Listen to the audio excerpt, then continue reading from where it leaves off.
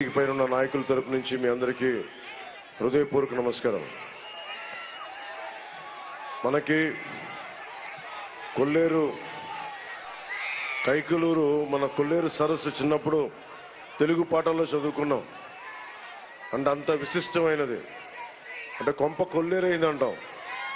ఏదైనా అంటే వెళ్ళిపోయింది, కొల్లేరులోకి వెళ్ళిపోయింది జీవితం అని. ఈరోజు కొల్లేరే ఇబ్బంది పడే పరిస్థితిలో ఉంది. అంటే ఈ రోజున నన్ను అందరూ అడుగుతాను, ఇందాక పీటీఐ ఇంటర్వ్యూ చేస్తా ఉన్నా, మీ ఆబ్జెక్టివ్ ఏంటి, మీ ఉద్దేశం ఏంటి, మీరు ఇక్కడ ఎందుకు వచ్చారు పాలిటిక్స్కి, దశాబ్ద కాలంగా ఓడిపోయినా మీరు ఎందుకు నిలబడి ఉన్నారు అని అడిగితే వాళ్ళకి ఒకటే చెప్పా, మనిషి అనేవాడు ఎవడు కూడా, సగటు మనిషి ఎవరమైనా సరే నాతో సహా ఎవరైనా కోరుకునేది ఆరోగ్యం బాగుండాలని, తాగడానికి నీళ్లు ఉండాలని, పంట పండించుకోవడానికి సాగునీరు ఉండాలని, బిడ్డల్ని చదివించుకోవాలని, మనకి తలపైన ఒక గూడు ఉండాలని కోరుకుంటాం. ఇవి ఇవ్వటానికి ప్రభుత్వాలు రకరకాల పనులు చేస్తూ ఉంటాయి. లేదు, మీరు పూలు ఇసురుతుంటే కళ్ళకు తగులుతున్నాయి, అందుకని దయచేసి పూలు ఇసురుతుంది. ఇవి ఆయన పూలు ఇసురుతాని చెప్పండి, ఆయన పూలు ఇసురుతా. ముఖ్యంగా మన కొల్లేరు సమస్యలు ఇవన్నీ ఉన్నాయి. మౌలికంగా మన కొల్లేరు కాంటూర్ సమస్య ఉంది, తాగునీటి సమస్య ఉంది, ఆక్వా రంగాన్ని 50 ఎకరాలు బెదిరించి ఎమ్మెల్యే కొడుకు తీసేసుకున్నాడు అలాంటి ఉన్నాయి. ఆక్వా రంగం ఖర్చులు పెరిగిపోయినాయి. ₹1.50 ఉండే కరెంటు ఖర్చులు ఈ రోజున ₹5 పైగా పట్టుకెళ్లిపోయాడు. అలాగే డ్రైనేజ్ సమస్య ఉంది. వీటన్నిటికంటే ఇంతమంది యువతున్నారు, ఆడపడుచులున్నారు. అక్కడ కూర్చొని కులం కాని కులం కార్మికులం, భవన నిర్మాణ కార్మికులకి ప్రత్యేక కార్పొరేషన్ కావాలి అన్న కోరికకి అదే ఆ బోర్డు ఎందుకు వచ్చిందంటే, క్లాస్ వార్ అని చెప్పే జగన్ వచ్చి రాగానే మీ భవన నిర్మాణ కార్మికులు, మన భవన నిర్మాణ కార్మికులు పొట్టనే కొట్టాడు. ఎవరైతే కష్టం చేస్తారో, ఎవరైతే ఇలాంటి కట్టడాలకి వాళ్ళ కన్నల్ని కరిగిస్తారో, ప్రతి కట్టడానికి 1% సెస్ కడతాం.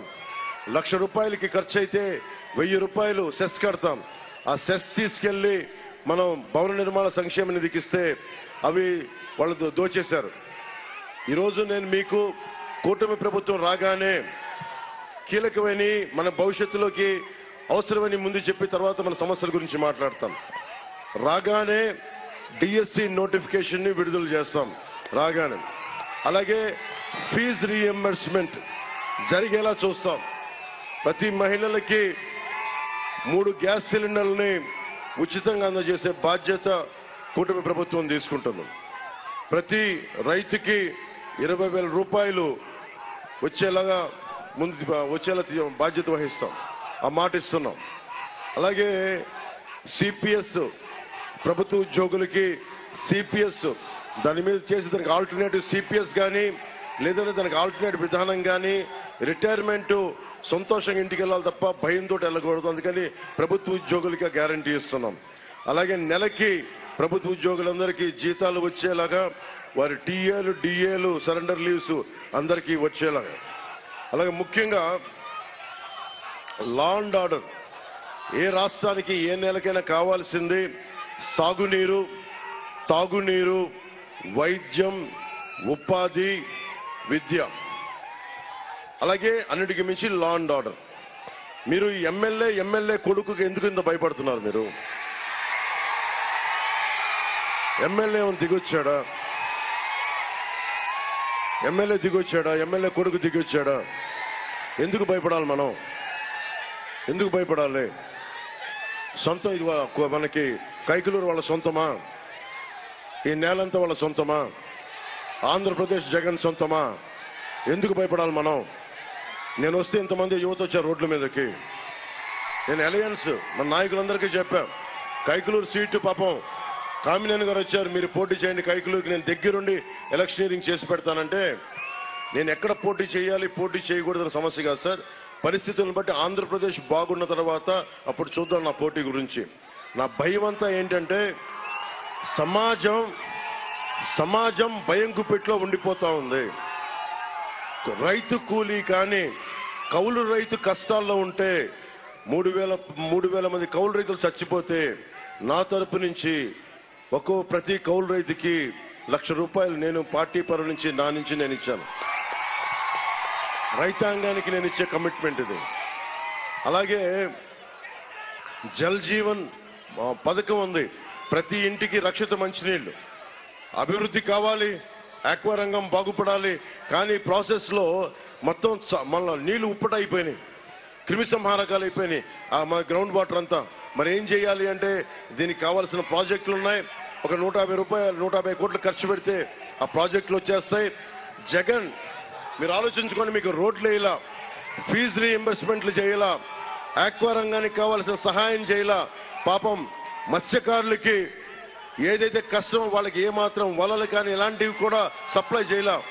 కానీ వైసీపీ భవనాల రంగులు మార్చడానికి మటుకు 1,300 కోట్లు, వైసీపీ రంగులు తీసేయడానికి మటుకు 1,000 కోట్లు, అడ్వర్టైజ్మెంట్లకి 200 కోట్లు, సాక్షి పేపర్ కొనడానికి 200 కోట్లు మనకి సంవత్సరానికి.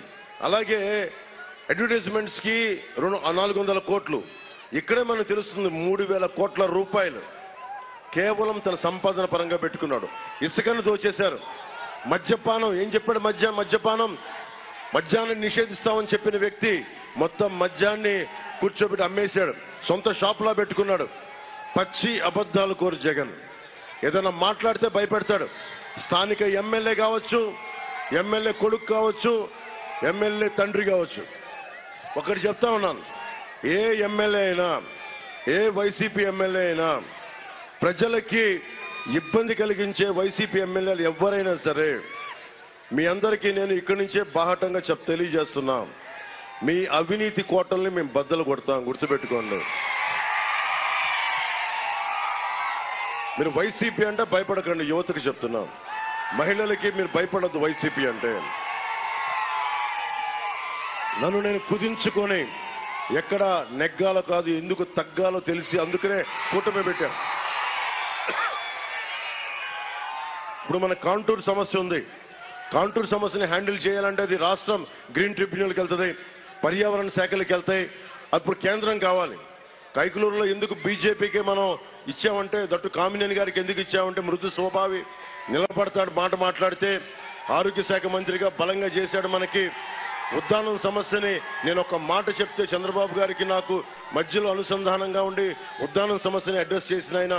వీళ్ళందరికీ కూడా నేను ప్రత్యేకించి ఇది కైకలూరు మన కాంటూరు సమస్యని గుర్తుపెట్టుకొని బీజేపీకి బాగుంటుంది అని చెప్పి ప్రత్యేకించి కామినేని గారు ఉండాలి అని చెప్పి కోరుకొని ఆయన అభ్యర్థిగా నిలబెట్టాం. గాజు గ్లాసు కైకలూరులో మన గాజు గ్లాసు గుర్తు లేదు.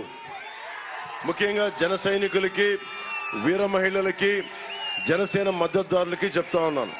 వైఎస్ జగన్ ఏం చేశాడంటే కుతంత్రంగా ఎవరో స్వతంత్ర అభ్యర్థికి గాజు గ్లాస్ గుర్తు కేటాయించారు, మన ఇక్కడ పోటీ చేయట్లేదని.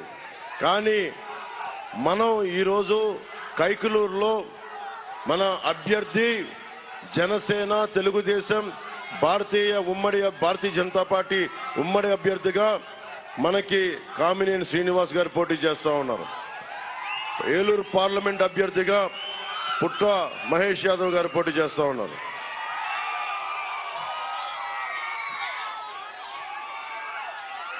అలాగే ఏ ప్రభుత్వం కూడా, ఇందాక చెప్పాను, వైద్యం జగన్ వచ్చి 7,300 మనకి ఎయిడెడ్ స్కూల్స్ ని, కాలేజెస్ ని మూసేశాడు. కొత్త స్కూళ్లు తెరవల. 62,000 మంది నుంచి 68,000 బిడ్డలు, 5 ఏళ్ల నుంచి 18 ఏళ్ల బిడ్డలు చనిపోయారు. ఒక్కడు మాట్లాడలా. 30,000కి పైగా ఆడబిడ్డలు అదృశ్యమైపోయారు. 25,000 కిలోలు గంజాయి ఈ రోజున కూర్చో హెరాయిన్ మత్తు మందులు వైజాగ్ పోర్ట్లో దొరికినాయి. ఎక్కడికెళ్ళు దాదాపు 23 లక్షల మంది యువత గంజాయికి, మత్తుకి బానిసలయ్యారు. మిమ్మల్ని అందరినీ మత్తులో పెట్టేస్తా ఉన్నారు. నాకు సరదా కాదు. వచ్చి నేను మిమ్మల్ని మీ గుండెల్లో ధైర్యం నింపడానికి వచ్చాను నేను రాజకీయాల్లోకి. భయపడకండి. భవన నిర్మాణ కార్మికుల కోసం మొట్టమొదటి గళమెత్తింది జనసేన పవన్ కళ్యాణ్. భవన నిర్మాణ కార్మికులకు చెప్తా ఉన్నాను, మీ స్థిరీకరణ మీ నిధులతో పాటు ముఠా కూలీలకు కూడా ప్రత్యేకమైన కార్పొరేషన్ ఏర్పాటు చేస్తాం. అది మీరు చూసే దాంట్లో మేనిఫెస్టోలో ఉంది. అలాగే ఇప్పటిదాకా దేశంలో ఏ ప్రభుత్వం కూడా చేయలే. 25 లక్షల రూపాయలు ఇన్సూరెన్స్, ఏ ఆరోగ్య సమస్య వచ్చినా కుటుంబానికి 25 లక్షల రూపాయలు హెల్త్ ఇన్సూరెన్స్ కూటమి ప్రభుత్వం ఇస్తా ఉంది. ఇది ఇప్పటిదాకా భారతదేశంలో ఏ ప్రభుత్వం చేయలే. మనకి ఫీజు రీయింబర్స్మెంట్లు కానీ, ఏవైనా సరే ఆరోగ్యపరమైన మనకి మంచినీరు కానీ ఇవన్నీ ప్రొవైడ్ చేసి చేయడానికి మేము సంసిద్ధంగా ఉన్నాం. నిర్ణయం మీది. మీరు చాలా జాగ్రత్తగా నిర్ణయం తీసుకోవాలి. ముఖ్యంగా యువతకి చెప్తున్నాను, మీ భవిష్యత్తు మీ చేతుల్లో ఉంది, మా చేతుల్లో లేదు. నా చేతుల్లో ఏముంది? మీ అందరికీ తప్పప్పులు చెప్పగలను. బయటికి వచ్చాను, మనకి కేంద్ర నాయకత్వంతో మాట్లాడాను, భారతీయ జనతా పార్టీ అలయన్స్ ని తీసుకొచ్చాను, తెలుగుదేశంని జనసేనని కలిపాను. శత్రువుని మనలో మనం కొట్లాడుకోకుండా మనందరినీ గ్రామాల నుంచి ఏకం చేశాను. కానీ నిర్ణయం తీసుకోవాల్సింది మీరు అటు ఆలోచించి ఇటు ఆలోచించి మేము వైసీపీ పథకాలు ఈ రోజున మనకి జగన్ ఇవ్వడం కాదు, మనందరి కష్టం. ఒక భవన నిర్మాణ కార్మికుడు కండ కరిగించి ఒక భవన యజమాని నిర్మాణం చేసుకుంటే 1000 రూపాయలు ప్రభుత్వ ఖజానాలోకి వెళ్తాయి. అలాంటి ట్యాక్సులన్నీ కలెక్ట్ చేసి మనకి ఇవ్వాలి. ప్రభుత్వం ధర్మకర్త ముఖ్యమంత్రి అనేవాడు. అక్కడ ఉన్న బ్యాంకులో డబ్బులు పెట్టుకుంటే అది బ్యాంక్ మేనేజర్ డబ్బులు కాదు. ఓకే, మాకు వడ్డీలు కావాలి. ఎవరికి వడ్డీలు ఇవ్వాలి అంటే, ఎవరికి ఫైనాన్స్ ఇవ్వాలంటే తిరిగి పే చేసేవాడికి ఇవ్వాలి. ప్రభుత్వం చేయాల్సింది అంతే. అంతేగాని జేబులోంచి డబ్బుల్లాగా అందరికీ తీసి మేము వాడుకుంటాం, మా ద్వారంపూడి చంద్రశేఖర్ రెడ్డికి వాడుకుంటాం, మా మిథున్ రెడ్డి గారికి వాడుకుంటాం, మా పెద్దిరెడ్డి గారికి వాడుకుంటాం. అటవీ శాఖ మంత్రి పెద్దిరెడ్డి గారు రాష్ట్రానికి ఒక్కసారన్నా వచ్చి మన కొల్లేరు వైపు చూశారా? వచ్చి మాట్లాడారా? ఒరిస్సాలో ఉన్న బర్డ్ శాంక్చురీ లాగా ఎందుకు చేయలా? ఎందుకు పర్యాటక రంగం మనకి ఎందుకు ముందుకు తీసుకెళ్ళా? పర్యాటక రంగం వస్తే బోళ్ళంత డబ్బులు వస్తాయి కదా మనకి. బోట్లు, షికార్లు, బిల్డింగ్లు అన్ని కూర్చోబెట్టంటే స్థానిక యువతకు ఉపాధి అవకాశాలు కలుగుతాయి కదా, ఎందుకు చేయలా? ఎర్రచందనం కొట్టుకుంటా బిజీగా ఉన్నప్పుడు మన కొల్లేరు గురించి ఆలోచించే సమయం వాళ్ళకి ఎక్కడ ఉంటుంది? ఇవన్నీ మీరు ఆలోచించుకోండి. మీ భవిష్యత్తు కోసం వచ్చా. ఇంకొకసారి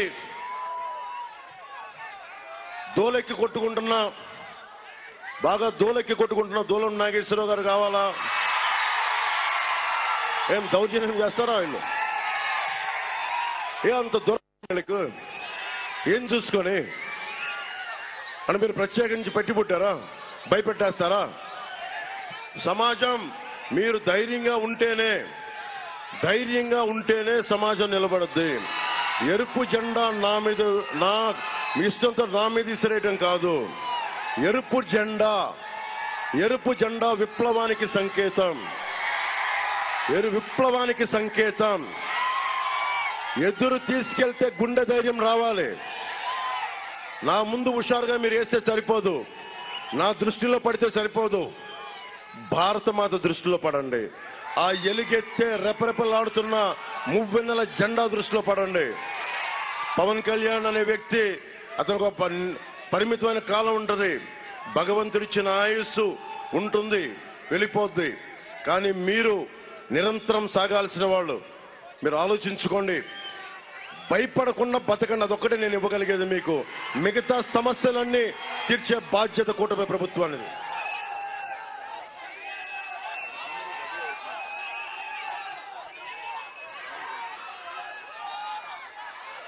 మన నియోజకవర్గానికి సంబంధించి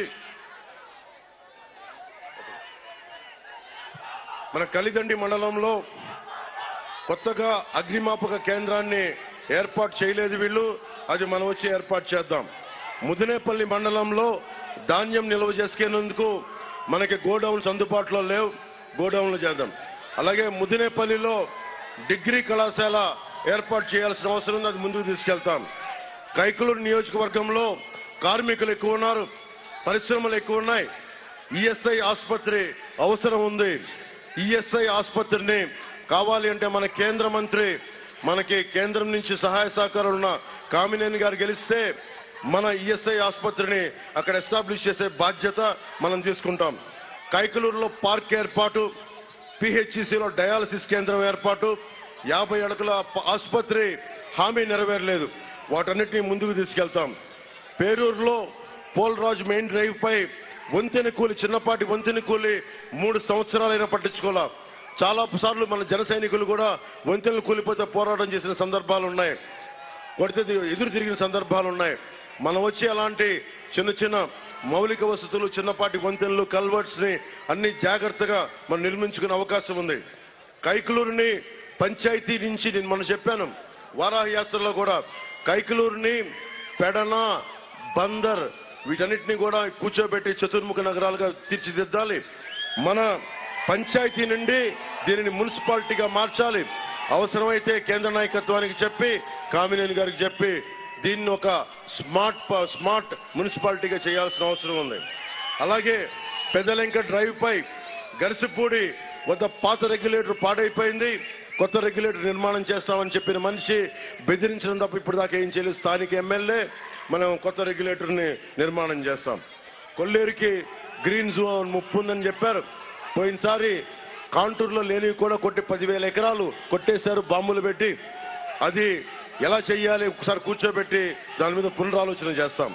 కలిదండిలో రైతులు రైతు బజార్లకు ఇబ్బందులు పడతా ఉన్నారు, రైతు బజార్లు ఏర్పాటు చేస్తాం.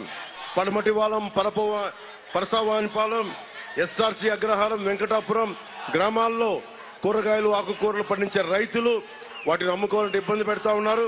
దూర ప్రాంతాలకి వెళ్లి అమ్ముకోవాల్సి వస్తుంది కాబట్టి కలిదండిలో రైతు బజార్ని ఏర్పాటు చేస్తాం. ఏలూరు రూరల్ కైకలూరుకి కలిపే బ్రిడ్జి కావాలి. ఆ బ్రిడ్జి కావాలంటే మనకి బలమైన నిధులు ఉండాలి, రాష్ట్ర ప్రభుత్వం సహకారం ఉండాలి. అవసరమైతే కేంద్ర పరిధిలో భూమి ఉంటే దాన్ని కేంద్ర ప్రభుత్వం సహకారం కూడా తీసుకోవాలి. అందుకని వీటన్నిటికి మించి రైట్ ప్రభుత్వం ఉంటే అన్ని సాధించుకోగలమని తెలియజేసుకుంటూ, ఈ రోజున ముఖ్యంగా అక్కడున్న పాత్రికేయ సోదరులకు చెప్తున్నాను, మీకు ప్రెస్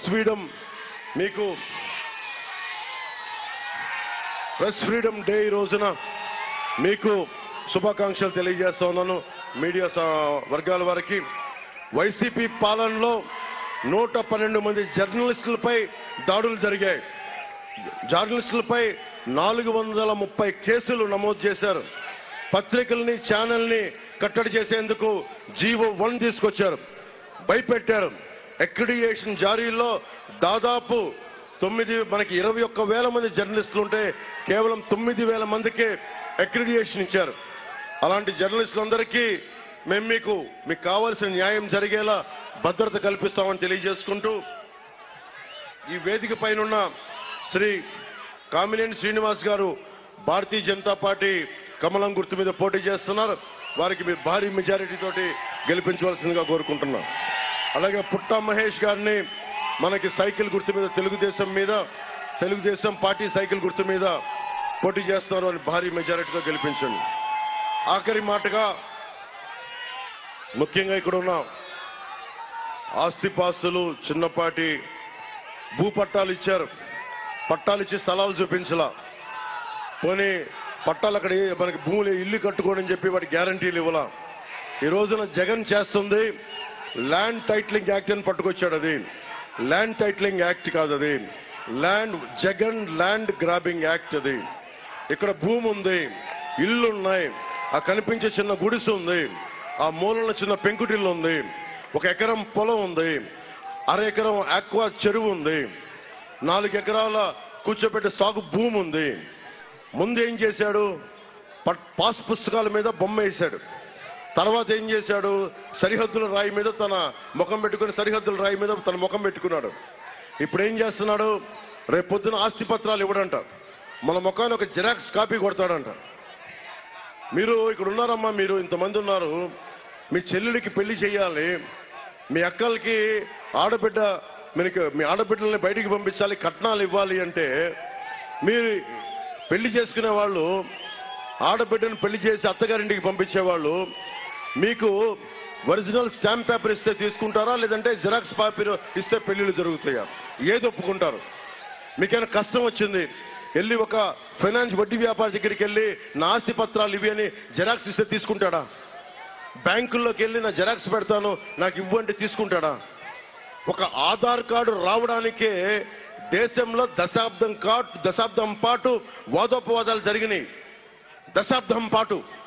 అలాంటిది land titling act, land grabbing act ఇది. మీ భూముల్ని దోచేసే చట్టం ఇది. నీ సొంతదారుల హక్కుని తీసేసే చట్టం ఇది. దాని గురించి ఒక్క మాట మాట్లాడాల. మన ఏం అసెంబ్లీ దేనికి ఉంది?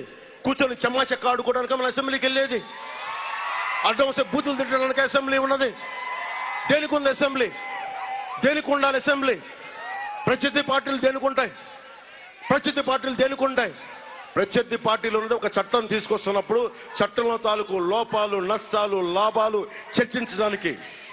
30కి తక్కువగా ఉన్న టీడీపీని నువ్వు మాట్లాడితే వాళ్ళ ఇంట్లో ఆడవాళ్ళని తిట్టి అసెంబ్లీ నుంచి బయటికి పంపించేశావు.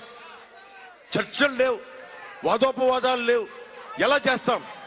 ప్రధానమంత్రి గారు కూడా ఫార్మర్స్ యాక్ట్ పట్టుకొస్తే, రైతు చట్టం పట్టుకొస్తే మంచి చట్టం అది. ఎక్కడున్నా సరే దేశంలో ఏ మూల రైతు ఉన్నా ఆ రైతు తన సంపదను ఎక్కడికైనా అమ్ముకోగలిగే చట్టం అది. కొంతమంది రైతాంగానికి నచ్చల, అందరూ వచ్చి రోడ్ల మీద ప్రొటెస్ట్ చేశారు. మోడీ గారు లాంటి బలమైన నాయకులు చట్టాన్ని వెనక్కి తీసుకున్నారు. వీళ్ళు మాట్లాడితే భారతీయ జనతా పార్టీ కేంద్రం పంపింది, వాళ్ళ చట్టాన్ని అమలు చేస్తున్నాం అన్నాడు. ఇక్కడున్న ఎమ్మెల్యే కానీ వైసీపీ నాయకులకి, వైసీపీ పార్టీకి అడుగుతున్నాం, అది కేంద్రం ముసాయిదా పరిశీలించమనే పంపుతుంది, అమలు చేయమని పంపలా. దీంట్లో కష్టాలేంటి నష్టాలేంటి ఒకసారి ఆలోచించండి అంటే కూర్చోబెట్టి ముందుగా మీరు చెప్పండి. 50 ఎకరాలు వాళ్ళ ఎమ్మెల్యే కొడుకు దోచేశాడు. ఒరిజినల్ పత్రాలు పెట్టుకొని 50 ఎకరాలు దోచేశాడు, భయపెట్టి బద్దలు కొట్టేస్తామని. రేపు పొద్దున వాళ్ళ వచ్చి మీ ఆస్తి మాకు కావాలి అంటే ఏం కూర్చొని మనం అంటే వెళ్ళంటే మన ఆస్తి అంట వెళ్ళి కొత్త చట్టం ప్రకారం మన దగ్గర ఉన్నటువంటి ఆస్తి గవర్నమెంట్ రెవెన్యూ ఆఫీసులో ఉంటుందంట. రెవెన్యూ ఆఫీసులో కూడా ఎంఆర్ఓ దాని గురించి పై అధికారం వాడి దగ్గర ఉంటుందంట. ఆ వ్యక్తి దగ్గర ఉంటే మనం వెళ్ళి ఆ ఆస్తి నాదని ప్రూవ్ చేసుకోవాలంట 90 రోజుల్లో. మళ్ళీ నాదని ప్రూవ్ చేసుకోకపోతే ఎవడో పట్టుకెళ్ళిపోతాడు. ఇక్కడ ఉండే స్థానిక ఎమ్మెల్యే, దోలెక్కిన ఎమ్మెల్యే లాంటి ఎలా పట్టుకెళ్ళిపోతాడు. కోర్టులకు వెళ్ళడానికి లేదు, పోలీస్ స్టేషన్కి వెళ్తే కోర్టు రిజిస్టర్ చేసుకోవాలంట. పోలీస్ స్టేషన్కి వెళ్ళడానికి లేదు, కోర్టులకు వెళ్ళడానికి లేదు, కోర్టుకు వెళ్తే హైకోర్టుకి వెళ్ళాలంట. అరే 2 ఎకరాలు ఉన్న భూమి, ఎకరం ఉన్న భూమి, ఒక 100 గజాలున్న ఒక ఇల్లు ఓనరు హైకోర్టుకి వెళ్తాడు. మనకి కర్నూలులోనో లేదంటే అమరావతిలోనో హైకోర్టుకి వెళ్ళగలడా? ఇదంతా ఇక్కడ కూర్చొని రెవెన్యూ ఆఫీసులో సెటిల్ చేస్తారంట. రెవెన్యూ ఆఫీసులో ప్రభుత్వం కదా ఉండేది. ప్రభుత్వం తాలూకు వ్యక్తులు కూర్చుంటే ఎంతసేపు మన ఆస్తులను కబ్జా పెట్టడానికి. సో అందుకని జాగ్రత్త. మీరు కనుక వైసీపీకి ఓటేస్తే గాల్లో పెట్టిన దీపమే మీ ఆస్తులు, గాల్లో పెట్టిన దీపం. వైసీపీ మద్దతుదారులు కూడా చెప్తా ఉన్నా, మీరు కనుక దోల నాగేశ్వరరావు గారికి ఓటేస్తే మీకు గాల్లో పెట్టిన దీపమే అవుతాయి మీ ఆస్తులు.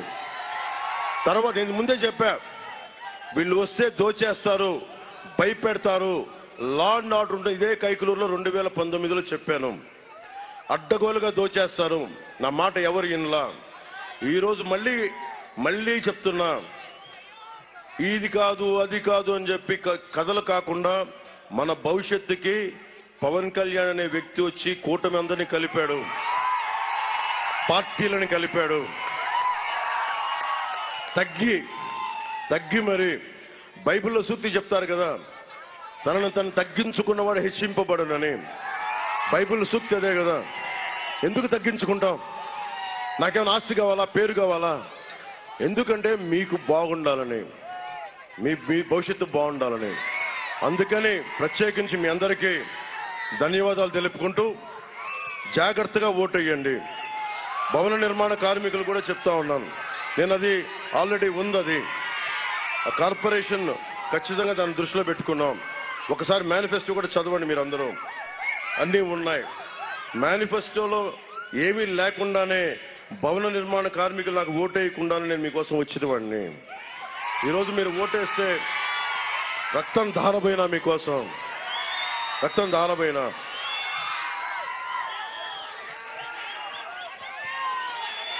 జనసేన అధ్యక్షులు శ్రీ బండ్రెడ్డి రామకృష్ణ గారికి, కమిలి విఠల్ గారికి, భట్టు లీలా కనకదుర్గ గారికి, కొల్లి వరప్రసాద్ గారికి, నల్లగోపుల చలపతి గారికి, వి నరసింహారావు గారికి, యేసురాజు గారికి, విక్రమ్ కిషోర్ గారికి, విష్ణు గారికి, తోట లక్ష్మి గారికి, మందాలపు రవి గారికి నా హృదయపూర్వక ధన్యవాదాలు. ఇంత మండుటెండలో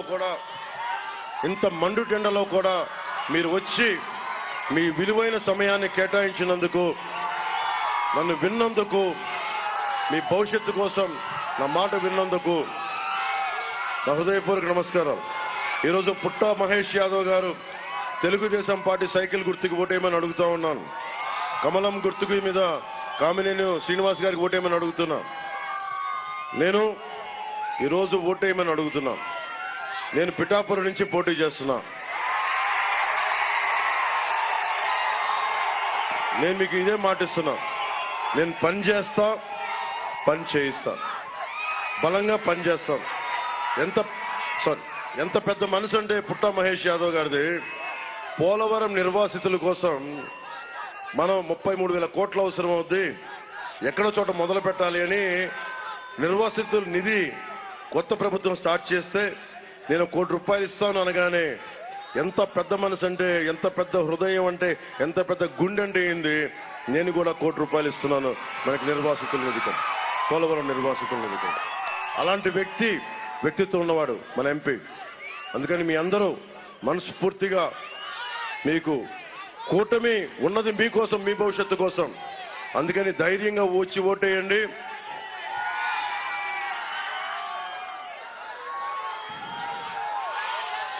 ఏమంటాడు జగన్ మాట్లాడితే? సిద్ధం అంటాడు. ఇలా చూస్తుంటాడు, సిద్ధం. ఒక ముఖ్యమంత్రి నమస్కారం పెట్టాలి. ఇట్లా ముఖ్యమంత్రి ఏం చేయాలి? నేను మీకు బాగా చేశాను, 2 చేతులు ఎత్తి నమస్కారం పెట్టాలి. నాయకుడు ఎవడైనా సరే 2 చేతులెత్తి నమస్కారం పెట్టి ఓట్లు అడగాలి. కానీ నువ్వు నాకు ఓటేస్తావా లేదా చంపేనా, నువ్వు ఓటేస్తావా లేదా నేను నీ కబ్జా పెట్టనా, నువ్వు ఓటేస్తావా లేదా నీ అక్రిడిటేషన్ తీసేయనా, నువ్వు ఓటేస్తావా లేదా నేను భయపెట్టనా, నువ్వు ఓటేస్తావా లేదా నీ కూర్చోబెట్టి నీ పథకం తీసేయనా, ఇది దీని అర్థం. జగన్ ఇలా అంటే ఎవడు భయపడ్డు. మేము ఇలా చూపిస్తాం. కూటమి గుర్తుది. నువ్వు ఇలా అంటే మేము ఇలా అంటాం. ఇదేనికి కూటమి గుర్తుతో ఇక్కడ నల్ల బొట్టు పొడిపించుకొని చూపిస్తాం. బద్దలు కొడతాం నీ అవినీతి కోటలను గుర్తుపెట్టుకో. మీ అందరికీ మీ భవిష్యత్తుకి కూటమి హామీని తెలియజేసుకుంటూ మీ అందరికీ ధన్యవాదాలు తెలుపుకుంటూ, భారీ విజయంతో కూటమి ప్రభుత్వం ఏర్పాటు చేశాక స్వయంగా నేను కూడా కూర్చొని మన కైకలూరు సమస్యల్ని నేను కూడా సమీక్షిస్తానని తెలియజేసుకుంటూ సెలవు తీసుకున్నాను. జై టీడీపీ, జై బీజేపీ, జై జనసేన, జై హింద్. మన ఎలక్షన్ల